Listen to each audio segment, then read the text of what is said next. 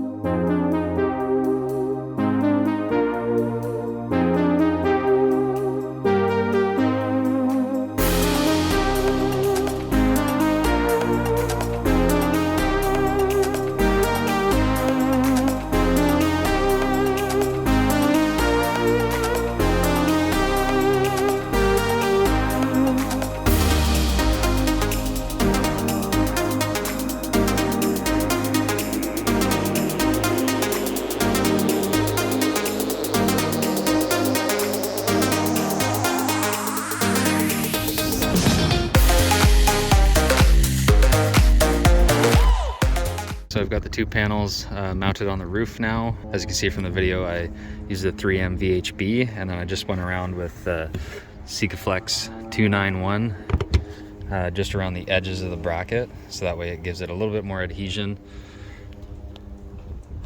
around all the brackets.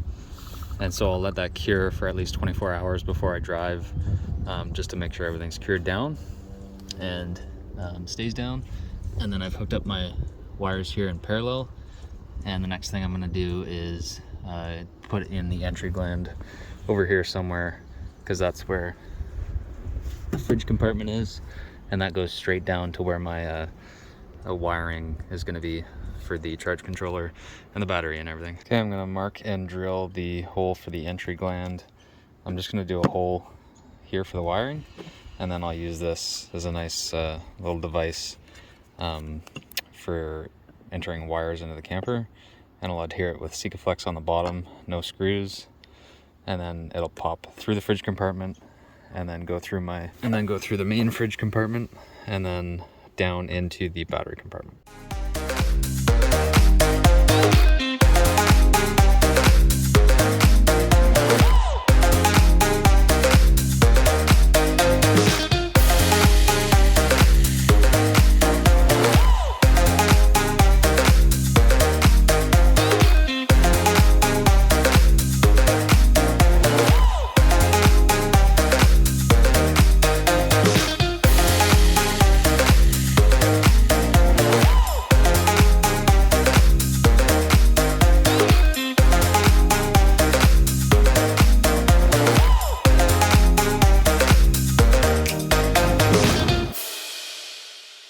So I've got her all buttoned up top, and now I can move on to the wiring down below.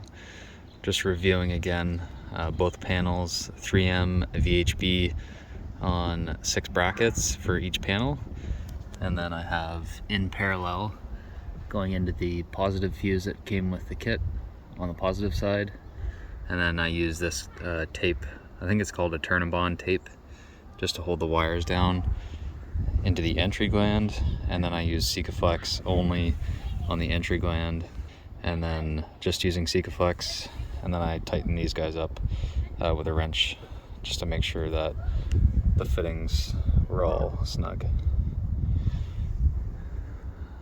Okay, so before I go any further in the battery compartment, I've discovered a little bit of rotten wood on the bottom, so I've completely pulled all the rotten wood out. I'm going to replace it with some new wood. I'm thinking about coating it in resin, and then I'll seal it up before I move on to installing my electrical panel up here in this corner. I'm going to make a separate video for the complete electrical installation upgrade for the camper, but this is where the charge controller is going to go for the solar panels on this side. I have a sheet of plastic that I picked up that's going to get mounted over top of this, and all my new wiring is going to go on that wall, and then the battery is going to sit here in a new battery tray screwed down to the plywood in here. Okay, here's just a quick shot of the wiring diagram of the setup that I'm going to be using for the upgraded electrical system in my camper.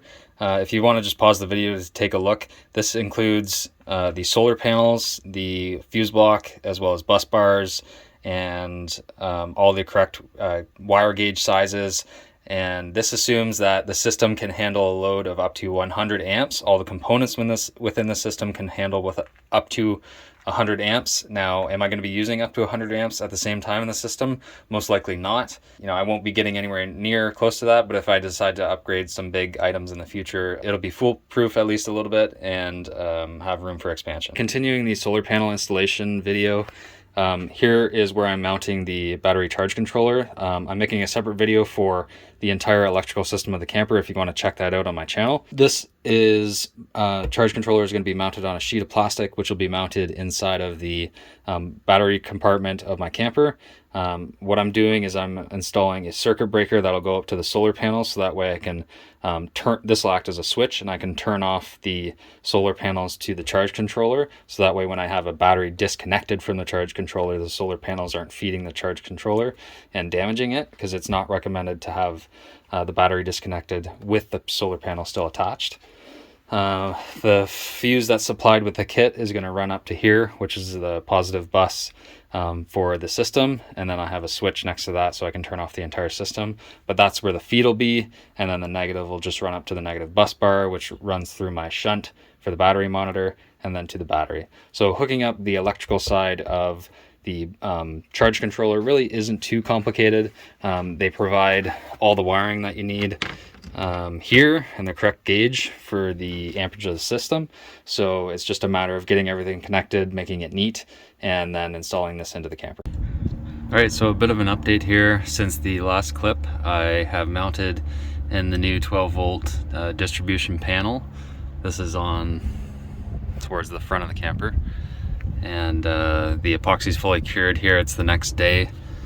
The new panel's mounted. What I've done is I've wired in the solar panel. That's the positive just here, and the negative just runs down into the negative feed for the charge controller.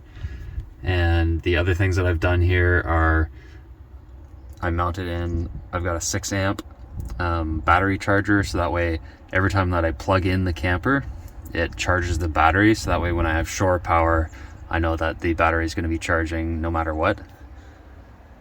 And that just plugs into the fridge compartment outlet there.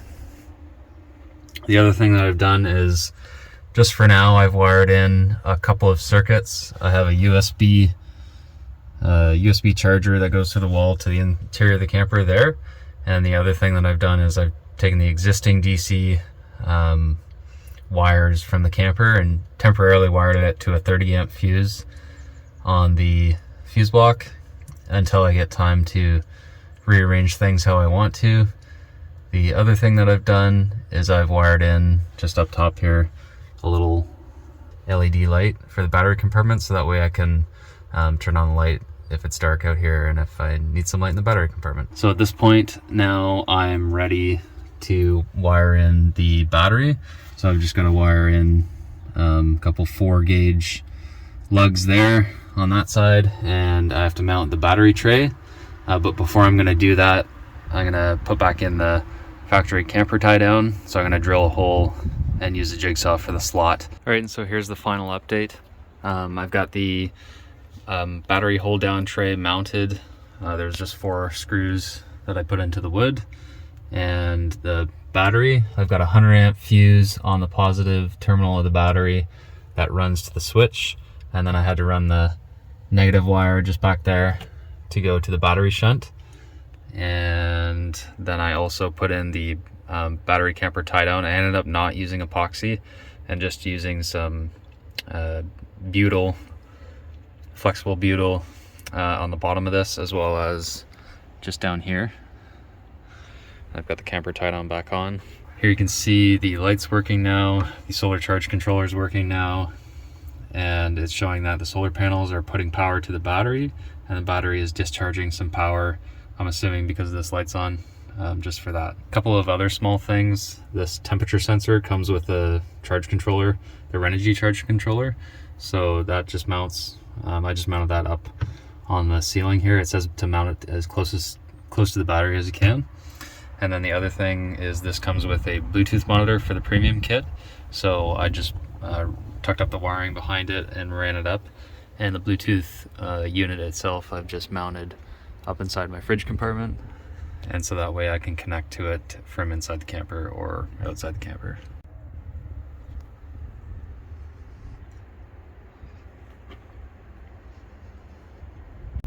Last thing that I did was install this vent. It's just a stainless steel vent in the door, and I did that because the lead acid battery, when it's charging, may give off some gas, and I just want to make sure that there is a place for the gas to escape if it does give off any gas while it's charging. Alright, so that wraps up the installation of the 200 watt premium kit from Renogy. Completely upgraded my electrical system now, and I'm ready to go camping. Try it out. Thanks for watching. Cheers.